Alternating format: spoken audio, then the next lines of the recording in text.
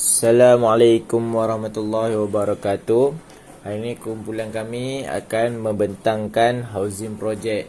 Kumpulan kami terdiri daripada 4 orang, iaitu Muhammad Hazwan bin Harizal, Muhammad Saiful Hanif bin Muhammad Syahrul, Muhammad Ismail Haikal bin Ismail, Muhammad Faqil Muzamil bin Bakri, dan lecturer kami ialah Puan Norazlina binti Cik Hamid. Okay, seperti yang anda lihat di slide, kami akan membuat housing project 2 level banglo. Maknanya kami akan buat banglo 2 tingkat. Di sini terdapat pelan lantai aras bawah dan pelan lantai aras 1. Kod jualan dia ialah E2 sempang 04. Kategori banglo 2 tingkat, 5 bilik dan 4 bilik air. Luas keseluruhan banglo ini ialah 354.70 meter persegi atau 3,818 kaki persegi. Luas ruang berdinding 274.50 meter persegi atau 2,955 kaki persegi. Luas anjung 80.20 meter persegi atau 863 kaki persegi. Luas tapak 21 meter darab 15.30 meter darab 60 atau 69 kaki darab 50 kaki. Saiz lot minima yang diperlukan 25.50 meter darab 22.50 meter atau 84 kaki darab 74 kaki.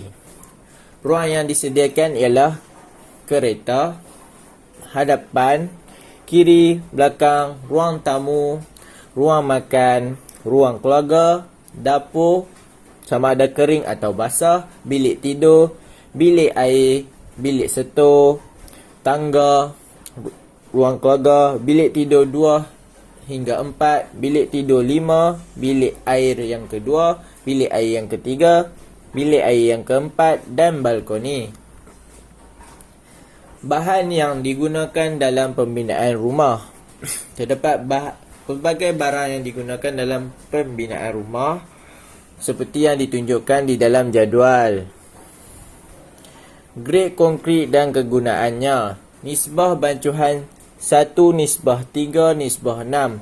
Grade konkritnya ialah 15. Jenis binaan ialah lantai tanpa tertulang dan konkrit jisim. Yang kedua, 1:2:4. Grade 20. Konkrit bertertulang seperti struktur berangka seperti tiang dan rasuk. Seterusnya, 1:1,5:3. Grade 25. Tangki air atau takungan air. Dan yang akhir sekali, 1:1:2. Grade 30. Konkrit prategasan. Kami akan menggunakan bumbung tiba layar. Saiz dan bentuk bangunan. Bangunan-bangunan yang mempunyai bentuk sederhana adalah sesuai dengan jenis bumbung curang seperti banglo 2 tingkat. Rupa bentuk, nilai-nilai semula jadi menentukan bahawa bumbung curam adalah lebih sesuai untuk bangunan-bangunan kecil, sementara bumbung rata adalah sesuai bagi bangunan yang besar. Daripada segi ekonomi, langkah-langkah ekonomi sama ada pembinaan atau belanja penyelenggaraan dari masa ke semasa hendaklah difikirkan apabila menentukan jenis bumbung. Selain daripada yang di atas, faktor-faktor kemudahan ruang bumbung, keupayaan sebagai bahagian pelindung dari cuaca dapat diletakkan seperti bumbung tiba layar yang sesuai digunakan untuk membuat rumah banglo 2 tingkat. Bumbung kekuda. Memilih jenis kekuda bumbung bagi sesebuah rumah yang terbaik adalah agak mencabar. Syarat-syarat fungsi dan estetik akan membawa kepada pertimbangan off-road fruits jenis yang anda akan memilih dalam pembinaan rumah dan bangunan.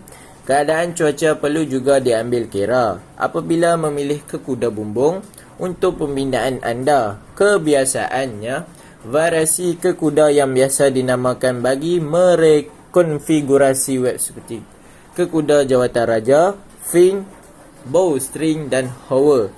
Dengan elok sair dan web, konfigurasi biasanya ditentukan oleh beban tersebut, rentang dan penjarakan. Assalamualaikum, saya Muhammad Azwar Amir Harizal, nombor matriks 03 DKA 21F1097. Seterusnya saya akan membincangkan tentang penggunaan bata ringan. Kelebihan bata ringan: memiliki bentuk, ukuran dan kualitas yang seragam sehingga dapat menghasilkan dinding yang rapi. Selain itu, ia juga dapat menghemat penggunaan perekat kerana tidak memerlukan siar yang tebal. Selain itu juga, beban struktur lebih kecil kerana lebih ringan daripada bata biasa sehingga memudahkan dalam proses pengangkutannya.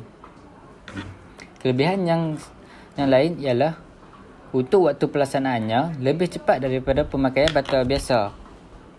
Tidak memerlukan plesteran yang tebal kerana umumnya ditentukan hanya 2.5 cm sahaja.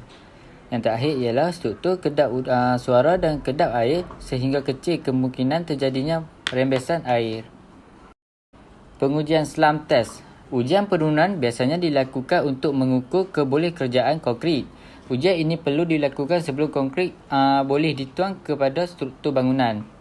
Jenis binaan penurunan minimum dan penurunan maksimum. Untuk jenis binaan papak, gelegar, tembok dan tiang, penurunan minimum ialah 50, manakala penurunan maksimum 100.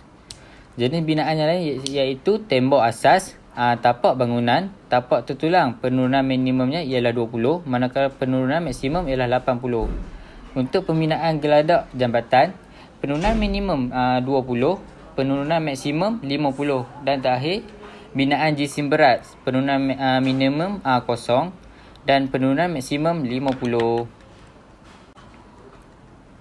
Manakala cube test pula ialah ujian cube dilakukan untuk menguji kekuatan mampatan yang mampu ditangguh oleh konkrit apabila dikenakan beban yang ke atasnya. Ini merupakan grade konkrit, minimum kekuatan pada 7 hari dan minimum kekuatan pada 28 hari. Untuk grade konkrit M15, minimum kekuatan pada 7 hari ialah 10, manakala untuk 28 hari 15. M20, 13.5 untuk kekuatan 7 hari, manakala untuk kekuatan 28 hari ialah 20. M25 pula ialah 17 dan 25. M30, 20 hingga 30. M35, 23.5 hingga 35 untuk 28 hari, manakala M40, 27 dan 40. Yang akhir sekali ialah grade M45. Kekuatan maksimum pada 7 hari ialah 30 dan 28 hari ialah 45. Selanjutnya saya akan menerangkan tentang penyediaan konkrit di tapak pembinaan. Kaedah timbangan. Kaedah penyukatan yang berdasarkan berat adalah lebih diutamakan dan digunakan dengan meluas untuk struktur yang besar. Satu alat penimbang berat automatik dengan nilai berat simen, pasir, batu dan air yang telah ditetapkan padanya digunakan. Dan penyukatan dilakukan secara sistematik dan tepat untuk setiap kelompok bancuan konkrit. Manakala kaedah menggaul dengan simen ialah merupakan satu proses pembancuan simen yang paling efisien.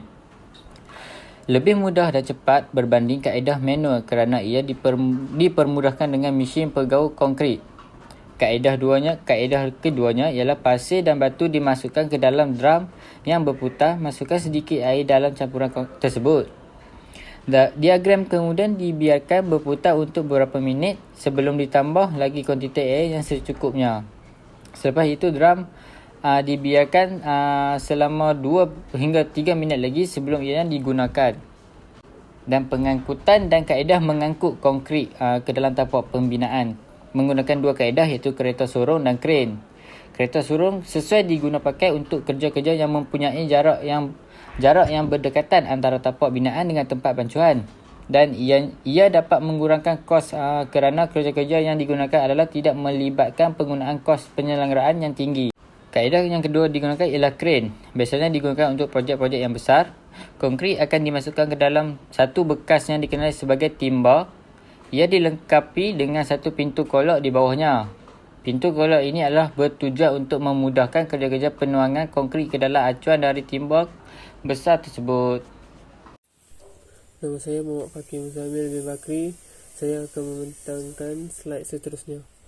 Menuang dan meletakkan konkrit. Dalam pengadu konkrit yang sudah beralih, mulakan dengan air. Kemudian tambah campuran simen pasir. Anda boleh membuat mortar anda dalam kereta sorong dengan skop. Jangan letakkan terlalu banyak air dalam konkrit anda. Begitu juga dengan kekuatan mortar. Sebaliknya, buat simen kering yang bertahan dengan lebih baik, walaupun lebih sukar untuk disebarkan. Mortar anda mestilah homogen. Jadi biarkan ia berjalan, bawa kereta sorong di bawah mengadu konkrit dan tuangkan mortar.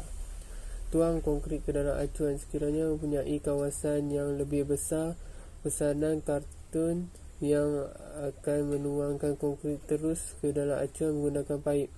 Jika tidak, angkat konkrit dengan kereta sorong yang dituangkan ke dalam acuan. Letakkan konkrit ke ketinggian yang dihendaki. Semasa mencurah, dapatkan bantuan. Satu konkrit, yang lain membawa, dan satu atau dua dikecilkan dalam acuan dengan penyodok, rek atau kancing. Konkrit mestilah menembus di mana-mana. Pemadatan konkrit di tapak pembinaan. 1. Konkrit hendaklah dituang pada ketinggian tidak melebihi 1.5 meter untuk mengelakkan berlaku pengasingan konkrit. 2. Penuangan konkrit juga dilakukan lapisan demi lapisan dengan ketebalan 300 mm hingga 400 mm dan digetar secukupnya untuk memastikan tiada udara yang terperangkap. 3. Pemadatan konkrit yang sempurna akan mengelakkan berlakunya kecacatan honeycomb. Konkrit juga hendaklah dituang secara berterusan untuk mengelakkan berlakunya construction joints yang tidak dirancang. Konkrit bertertulang. Konkrit bertertulang dicampur dengan keluli untuk menjadikannya lebih kuat, tahan lama dan kurang berkemungkinan gagal.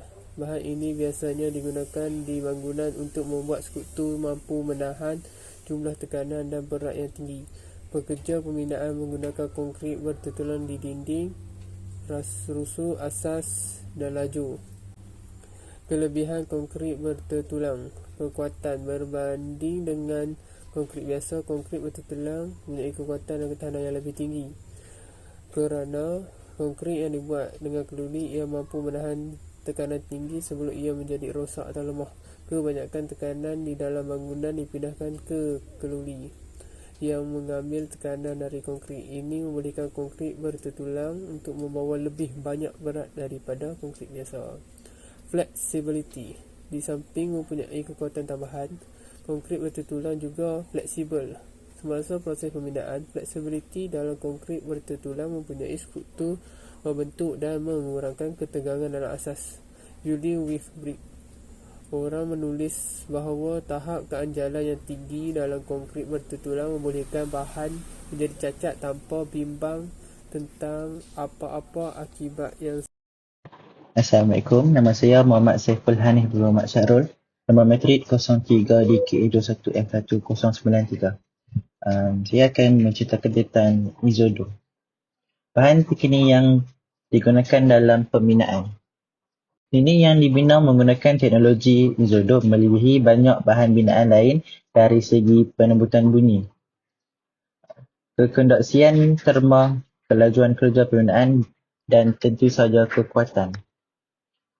Sesuatu dengan teknologi pembinaan rumah, Isodom dinding penahan beban didirikan dari konkrit bertertulang monolit dan cetakan khas dari polystyrena, pengembangan yang diperkembangkan.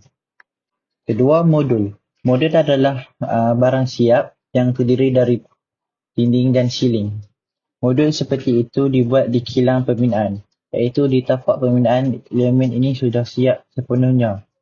Dengan utiliti dijalankan, dengan ketingkap yang disisipkan dan pintu masuk, modul dipasang pada asas siap pakai atau pada modul lain dan dilampirkan menggunakan pengikat khas.